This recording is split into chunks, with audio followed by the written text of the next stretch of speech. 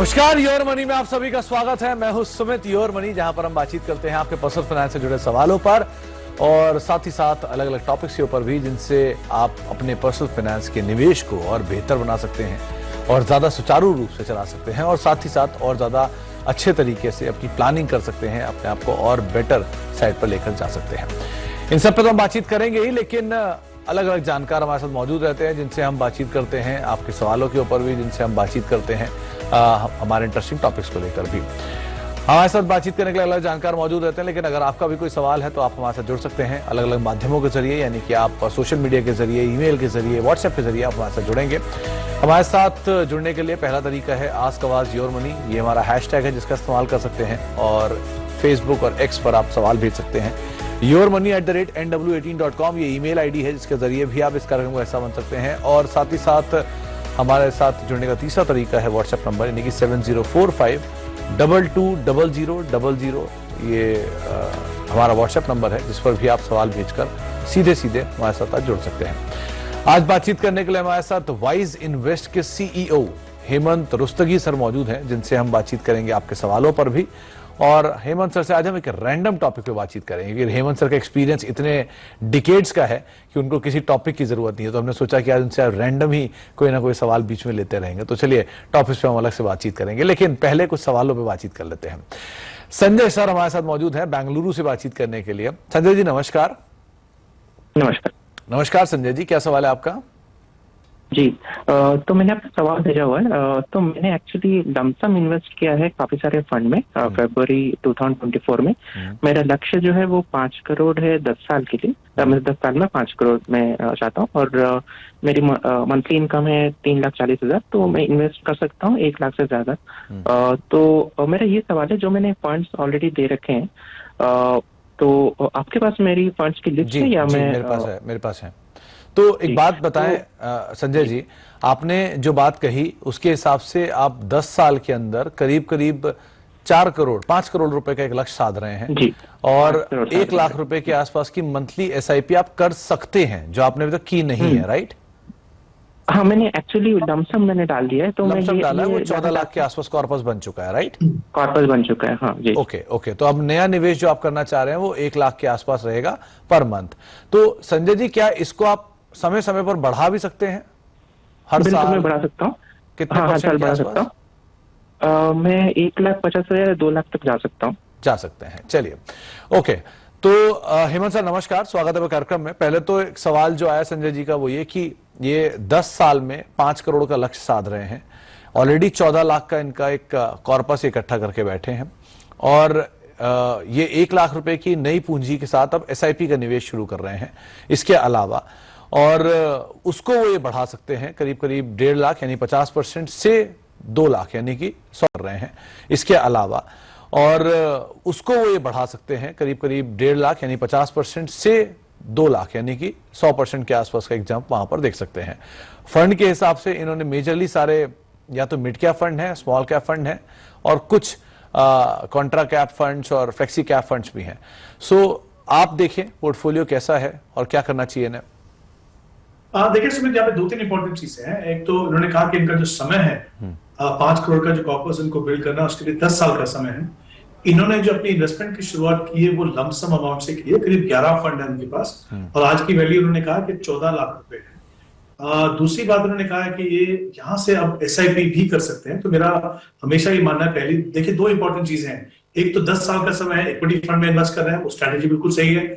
दूसरा, as a strategy जो combination रहता है लमसम का और सिस्टमैटिक का, हालांकि उन्होंने एक अभी शुरुआत ही की है लमसम से, आगे भी जब भी इनको समय मिले, जब भी अपॉर्चुनिटी मिले तो ये उसको लमसम भी ऐड करते रहें। तो मेरा ये मानना है कि अगर मैं यहाँ से 12% के एनुअलाइज्ड रिटर्न मान के चलूं, इनकी जो पोर्टफोलियो वैल्यूएशन है 14 लाख वो, और इनका जो टारगेट है इन दो को कंसिडर करके मैं देखूं तो करीब करीब इनको 1,90,000 की एसआईपी करने की जरूरत है अपने टारगेट तक पहुंचने के लिए। अच्छी बात यह है कि जैसा उन्होंने कहा कि इनके पास कैपेसिटी है, इनकी इनकम लेवल ऐसी है कि वो 1.5 लाख से 2 लाख तक की इन्वेस्टमेंट कर सकते हैं। तो क्योंकि इनके पास कैपेसिटी है, समय है, अगर ये 1,90,000 से अपनी एसआईपी को बढ़ाते हैं और 10 साल तक इस प्रोसेस को अनइंटरप्टेडली कंटिन्यू करते हैं तो मेरा ये मानना है कि अपना इनका जो लक्ष्य है 5 करोड़ का वो पहुंच पाएंगे। तो अब हम इनके फंड्स की बात करते हैं, तो जैसा मैंने कहा कि 11 फंड्स हैं। फंड्स मैं कहूंगा कि जनरली जो सिलेक्शन किया वो अच्छा है, लेकिन मुझे लगता है कि पोर्टफोलियो में कंसोलिडेशन करने की जरूरत है। मेरा ये मानना है कि करीब 7 फंड से इनका पोर्टफोलियो जो है बन सकता है। तो इनके जो एग्जिस्टिंग फंड्स हैं उसी में मैं बता रहा हूं, तो हम क्या करेंगे, वो 7 फंड के अंदर 2-2 लाख रुपए से उनको रीएलोकेट करेंगे ताकि सब फंड्स में बराबर की हो, और जो एसआईपी भी जो करेंगे हम वो इक्वली डिवाइड करेंगे इन 7 फंड्स के अंदर। तो ये जो फंड कंटिन्यू कर सकते हैं अपने पोर्टफोलियो में वो है Motilal Oswal large and mid cap, HDFC large and mid cap, SBI contra, कॉन small cap, Kotak multi cap, Nippon India multi cap और पॉन्ड लार्ज एंड मिड कैप। ये 7 फंड है इनके एग्जिस्टिंग फंड से। बाकी जो फंड मैंने कंसीडर नहीं किए वो भी फंड मैं कहूंगा अच्छे हैं, बट मेरा ये मानना है कि कंसोलिडेशन करेंगे तो जो सही एलोकेशन है डिफरेंट सेगमेंट में वो मिलेगा, पोर्टफोलियो मॉनिटरिंग करना थोड़ा इजी होगा, और इन्हीं फंड्स के अंदर जैसा मैंने कहा अपनी एसआईपी करें। तो सिर्फ इनको ध्यान रखना है कि 10 साल अनइंटरप्टेडली अपने पोर्टफोलियो को कंटिन्यू करें और इसको रिव्यू करते रहे। ये फंड आज अच्छे हैं, हो सकता है कुछ सालों के बाद बदलाव करने की जरूरत हो, तो ध्यान रखें उसके ऊपर। आपकी जो कमिटमेंट होनी चाहिए वो इक्विटी से है। फंड जब भी जरूरत पड़े, जल्दबाजी में नहीं, सोच समझ के बदलाव करना तो बदलाव। तो पहली चीज तो आप जल्दबाजी ना करें। करीब करीब 2 लाख या 1,90,000 रुपए के आसपास की आपकी एसआईपी चाहिए आपको आपके कॉर्पस को अचीव करने के लिए। और साथ साथ फंड्स में कुछ बदलाव 7 फंड आपको बता दिए गए हैं जिनको आप कैरी कर सकते हैं, और धीरे धीरे करके अपनी पूंजी को आप उनके अंदर फेरबदल में चेंज कर सकते हैं और अकॉर्डिंगली अपने पोर्टफोलियो को आगे बिल्ड कर सकते हैं। आप बढ़ते हैं संदीप जी के पास। संदीप जी जोधपुर में हमारे साथ मौजूद रहेंगे राजस्थान से। संदीप जी नमस्कार। नमस्ते सर। नमस्कार संदीप जी, क्या सवाल है आपका? सर मेरा ये सवाल है कि मैंने एसआईपी स्टार्ट कर रखी है। ओके। 4 फंड है सर, 4,000 की चल रही है। पराग पारिक फ्लेक्सी कैप में 1K की है, पॉइंट का स्मॉल कैप है 1K, HDFC mid cap opportunity fund है 1K, ICI pro multi asset allocation fund है 1K। टोटल 4K की एसआईपी चल रही है सर। ओके। मेरा टाइम ओरिजिन है 15 to 20 ईयर्स। मैं मेरा पोर्टफोलियो रिव्यू कराना चाहता हूँ सर, और I want to increase 2K more. Okay. तो एनी संदीप जी एक चीज मैं आपसे पूछना चाहूंगा। पहला तो आपने एसआईपी शुरू कब से की है? दूसरा, आपने बच्चों की पढ़ाई के लिए निवेश की बात की है, तो 15 से 20 साल बाद उसकी जरूरत पड़ेगी आपको। और तीसरा, जो आप एसआईपी बढ़ा रहे हैं, ये एसआईपी अभी बढ़ा रहे हैं या आप हर साल इसे बढ़ा सकते हैं? अभी मैं बढ़ाना चाहता हूँ, बाकी विद टाइम आगे चल के आप बढ़ा सकते हो ना? जी मैम। चलिए, और ये एसआईपी आपने शुरू कब की थी? तो जनवरी में करी है मैंने, इसी साल जनवरी में। जी सर। चलिए, तो हेमंत सर, इन्होंने एसआईपी की शुरुआत अभी हाल में ही की है और ये 4,000 रुपए की एसआईपी कर रहे हैं। बच्चों की पढ़ाई के लिए सेविंग करना चाह रहे हैं, और जो होराइजन है वो ठीक है, इनके पास टाइम फ्रेम बहुत अच्छा है। तो 20 साल के बाद ये कितने कॉर्पस तक पहुंच जाएंगे? पहला सवाल इनका ये है। दूसरा, ये कुछ समय बाद अपनी एसआईपी को और बढ़ाएंगे, लेकिन वो कब होगा पता नहीं। अभी के लिए 2,000 और बढ़ाना चाह रहे हैं। क्या इन्हीं जो फंड्स इन्होंने 4 बताए हैं उसी में निवेश करें, या कोई नए फंड्स का चुनाव करें? क्या इन्हें करना चाहिए? हाँ जी सुमित, यहाँ पे भी देखिए इनका जो समय है वो मैं बार बार समय की बात इसलिए करता हूँ क्योंकि ये कहीं ना कहीं आपको मदद करता है कि आपकी जो एसेट एलोकेशन है वो बिल्कुल सही रहे, और आपका रिस्क प्रोफाइल भी आपको कितना समय है आपके पास उससे सामने आता है। तो करीब इन्होंने जैसा कहा कि 15 से 20 साल का समय, अगर मैं 20 साल का समय मान के चलूं तो 4,000 की एसआईपी में अगर आप 12% का रिटर्न मान के चले, हालांकि मेरा ये मानना है कि जब आप 20 साल के लिए इन्वेस्ट करेंगे तो इससे बेहतर रिटर्न मिल सकती है, but it's good to be conservative. अगर हम ये कंटिन्यू करते हैं ये 4,000 की एसआईपी, और चारों के चारों जो है एक फंड को छोड़ के जो मल्टी एसेट है, बाकी इक्विटी फंड है, तो ये करीब 40 लाख का कॉर्पस बना पाएंगे। और जैसा इन्होंने कहा कि ये 2,000 से अपनी एसआईपी को अभी बढ़ा सकते हैं, तो फिर करीब करीब 60 लाख तक का कॉर्पस ये वहां से बना पाएंगे। अगर मैं इनके फंड्स की बात करूं तो मल्टी एसेट को छोड़ के जो बाकी तीनों फंड्स हैं वो Parag Parikh flexi cap, HDFC mid cap और क्वांट स्मॉल कैप, तीनों फंड अच्छे हैं। 20 साल के टाइम होराइजन के लिए उनको आप कंटिन्यू कीजिए।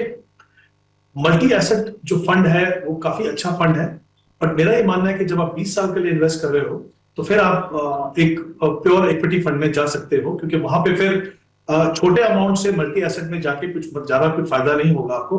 तो उसी म्यूचुअल फंड का आईसीआईसीआई का ही एक large and mid cap fund है। मुझे लगता है उसकी मल्टी एसेट की जगह पे अगर आप वो अपने पोर्टफोलियो में शामिल करें तो बेहतर रहेगा। और जो 2000 रुपए इनको जो इन्वेस्ट करना है वो बेसिकली एक पारंपरिक फ्लेक्सी कैप में और मे बी इसी फंड के अंदर ऐसे लार्ज एंड मिड में वो ऐड कर सकते हैं। तो इस तरीके से अपनी कुछ 6000 की इन्वेस्टमेंट करें। और आई थिंक एज ए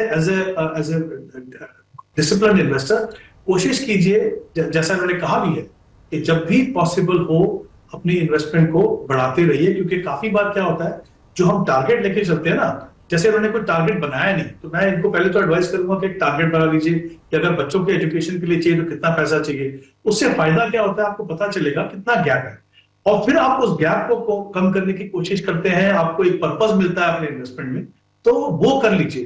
दूसरी बात, कभी कभी गोल टारगेट बनाने के बाद भी सही तरीके से आप उसको नहीं बना सकते। आपको लगता है कि 1 करोड़ में काम हो जाएगा, शायद ज्यादा लगेगा। जब भी हो सके अपनी इन्वेस्टमेंट को बढ़ाते रहिए, क्योंकि उससे पावर ऑफ कंपाउंडिंग का जो फायदा होता है वो कहीं ज्यादा बड़ा कॉर्पस आपका बनेगा। तो जैसा मैंने कहा, एक बदलाव, और ये 2000 जो एग्जिस्टिंग फंड्स के अंदर अपनी इन्वेस्टमेंट कीजिए। तो एक बदलाव संदीप सर, और थोड़े बहुत जो नए निवेश के आयाम आपके सामने खोले आप उनके हिसाब से आप निवेश कर सकते हैं। लेकिन हेमंत सर, एक चीज जो आपके दोनों सवालों में कॉमन मुझे दिखाई पड़ी, उसमें एक तरफ था समय की अवधि कम होना और दूसरी तरफ था समय की अवधि का बहुत होना। सो ईदर यू हैव टाइम और यू हैव मनी। इस तरह की सिचुएशन आमतौर पे होती है अपने गोल्स को अचीव करने के लिए। तो आपके हिसाब से ज्यादा बेहतर क्या है? क्योंकि समय जिनके पास है, जो लोग सुन रहे हैं और हमें देख रहे हैं या नया निवेश करने की तैयारी कर रहे हैं, और वो पैसे कम रखते हैं लेकिन उनको लगता है कि अभी इतने से पैसे से क्या ही होगा, तो क्या उनके लिए वो दिन या ये तारीख पे अगर वो शुरू कर दे निवेश तो कोई बुराई नहीं है, चाहे छोटे डिनोमिनेटर के साथ वो शुरुआत करें? बिल्कुल। इनफैक्ट मुझे लगता है कि ये कहना आज के समय में कि मेरे पास कितना पैसा नहीं है तो मैं उसके लिए इन्वेस्टमेंट नहीं कर रहा, मुझे नहीं लगता वो कहीं भी जायज है। क्योंकि देखिए, म्यूचुअल फंड के अंदर आप 500 रुपए से एसआईपी कर सकते हैं, 1000 रुपए से एसआईपी कर सकते हैं। तो ऐसा नहीं है कि आपको इन्वेस्टमेंट शुरुआत करने के लिए बड़ी रकम की जरूरत है। दूसरी बात, जब आप इक्विटी जैसी एसेट क्लास में इन्वेस्ट करते हो, जितना लंबा समय आप अपनी इन्वेस्टमेंट को दोगे उतना ही इक्विटी जैसी एसेट क्लास का आपको फायदा होगा। तीसरी बात, आप छोटी छोटी रकम से आप शुरुआत जब करते हो तो आप कुछ गलतियां करते हो, उन गलतियों से सीखते हो। जब आप उस स्टेज तक पहुंचते हो कि आपके पास थोड़ा सीरियस पैसा हो इन्वेस्ट करने के लिए, तब तक आप एक बेहतर इन्वेस्टर, एक कॉन्फिडेंट इन्वेस्टर बन चुके होते हो। तो मुझे लगता है कोई कारण नहीं है कि अगर आपके पास थोड़ा सा भी पैसा है तो आप अपने प्रोसेस को डिले करिए, और जितना लंबा समय देंगे उतना ही आपको पावर ऑफ कंपाउंडिंग का फायदा होगा। जैसा मैंने कहा, आप बेहतर इन्वेस्टर बनेंगे, आप सही तरीके से एलोकेशन कर पाएंगे, और जो डर रहता है एज एन इन्वेस्टर इक्विटी से, एज एन एसेट क्लास, वो आपका डर जो है कुछ समय के बाद निकल जाएगा। तो मुझे लगता है कि जितना जल्दी आप शुरू करेंगे उसके बहुत सारे फायदे हैं।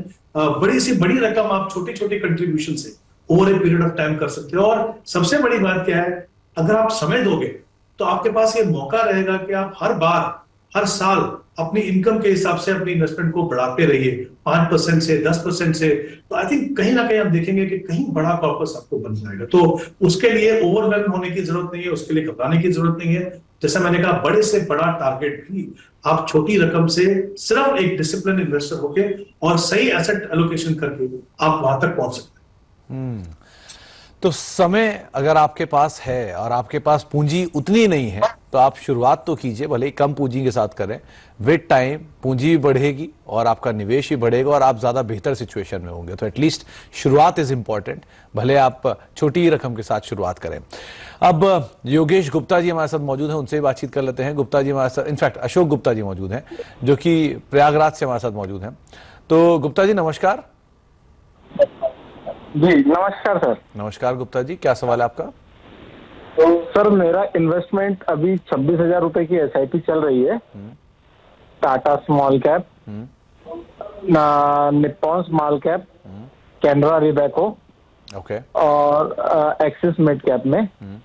और अभी मेरा corpus is around 30 lakh. Okay, मैं 5 लाख लमसम इन्वेस्ट भी करना चाह रहा था, और ये सोच रहा था कि अंदर से 15 साल में कहाँ तक पहुंचेगा।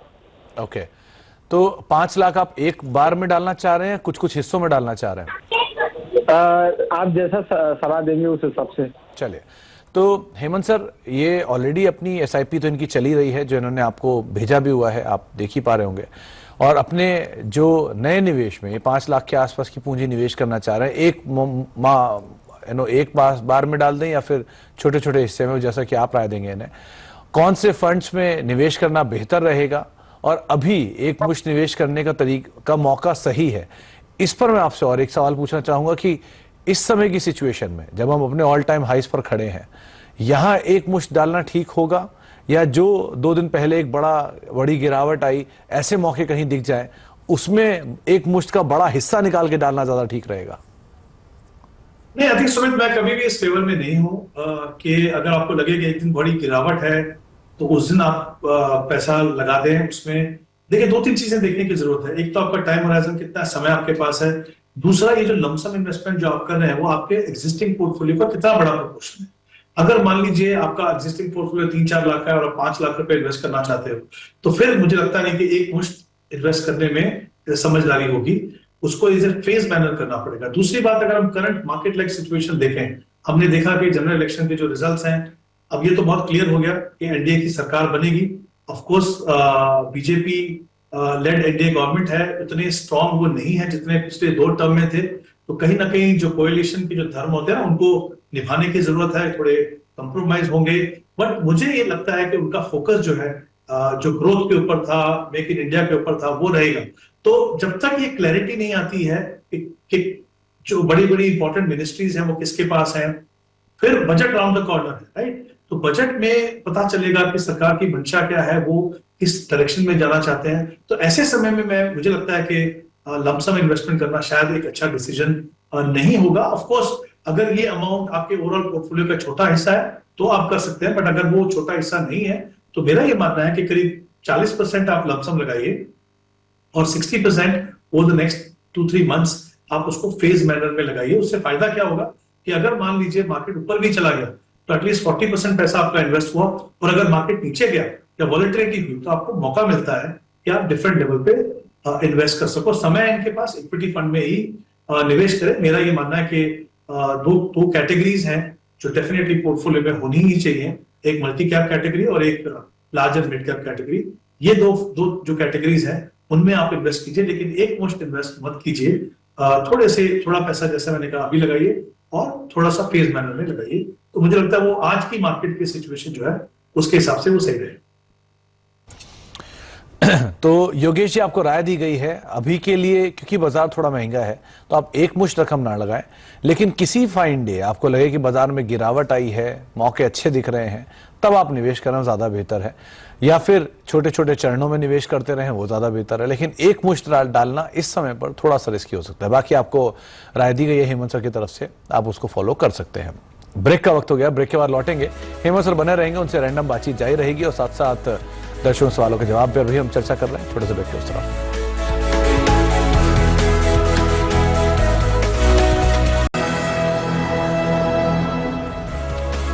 अब देख रहे हैं योर मनी, और योर मनी में हमारे साथ आज हेमंत सर मौजूद हैं, जिनसे हम बातचीत कर रहे हैं आपके सवालों पर भी और साथ साथ इन्वेस्टमेंट की अलग अलग एवेन्यूज को लेकर भी। लेकिन अब हमारे पास एक जो सवाल आया है वो आया है ईमेल के जरिए। अरुण कुमार अग्रवाल साहब का सवाल है लखनऊ से। 56 साल इनकी उम्र है और करीब 35,000 रुपए के आसपास की एसआईपी चल रही है। पोर्टफोलियो 7.5 लाख के आसपास का, और ये 13 साल में कितना कॉर्पस पहुंच जाएगा, ये एक राय मांग रहे हैं। साथ ही साथ पोर्टफोलियो को लेकर भी उन्होंने राय मांगी है। लेकिन एक चीज जो अच्छी दिख रही है इनके पोर्टफोलियो में हेमंत सर की, इन्होंने किसी एक कैपिटल पे मेजर इन्वेस्टमेंट नहीं लिया है, यानी कि ना स्मॉल कैप ना मिड कैप, ये flexi cap and multi cap पे ज्यादा फोकस्ड है। सो क्या राय रखते हो आप इनके लिए?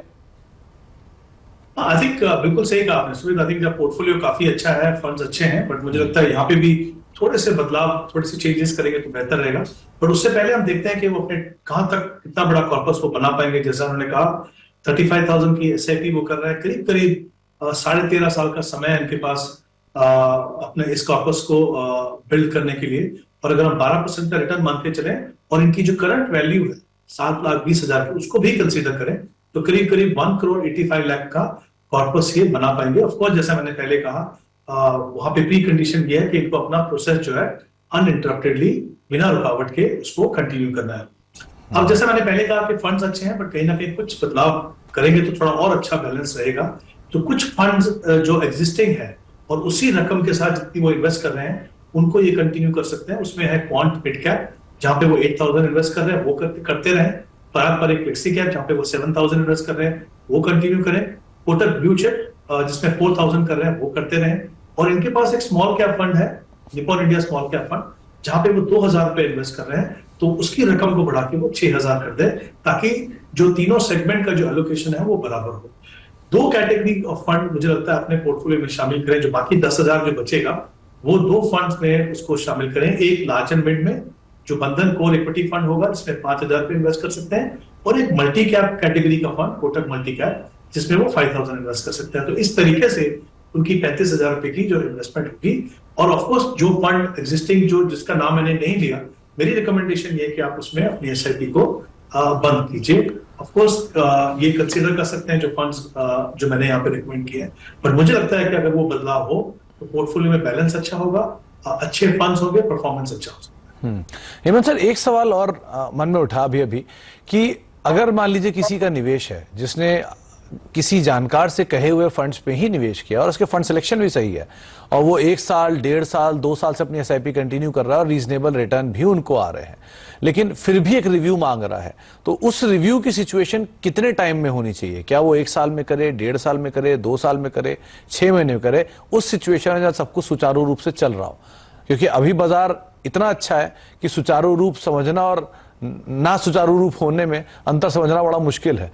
तो ये सिचुएशन में कैसे कॉल ली जाए? इसमें बहुत इंपॉर्टेंट सवाल है जो आपने पूछा। देखिए, 2 चीजें इंपॉर्टेंट है। एक, एसेट एलोकेशन, हम हमेशा कहते हैं कितना पैसा इक्विटी में, कितना डेट में और बाकी किसी एसेट क्लास में। दूसरा, जो आपका एक्सपोजर है डिफरेंट मार्केट सेगमेंट में, वो आप किस तरीके से लेते हैं, वो कैसे बनाते हैं।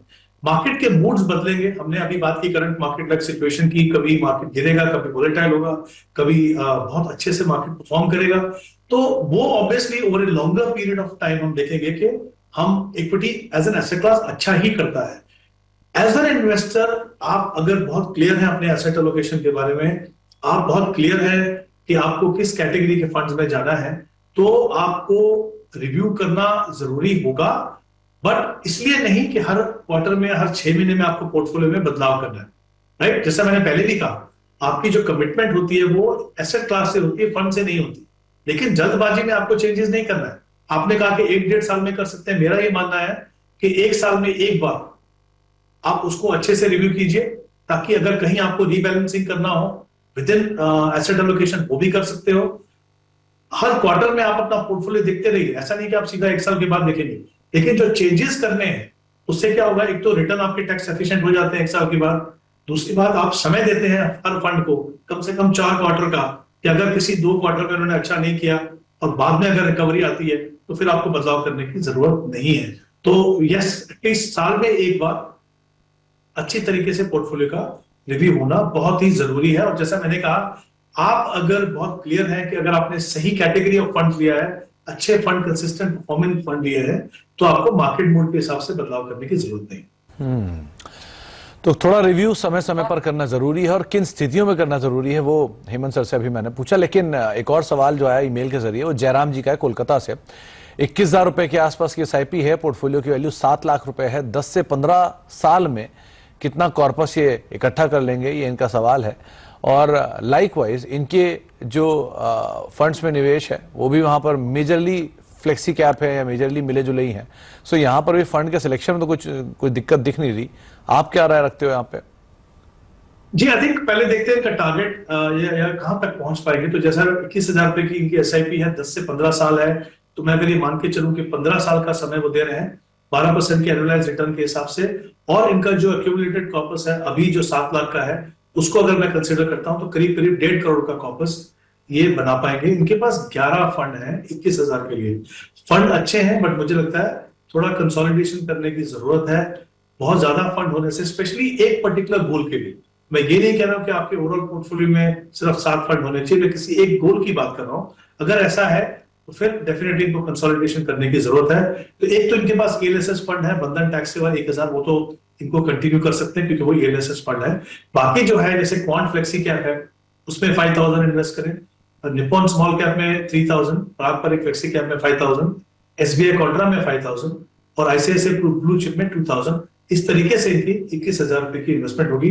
फंड्स कम होंगे, जो एलोकेशन डिफरेंट मार्केट सेगमेंट में वो हो और कंसिस्टेंटली परफॉर्मिंग फंड जो है वो आपके पोर्टफोलियो में रहेगी।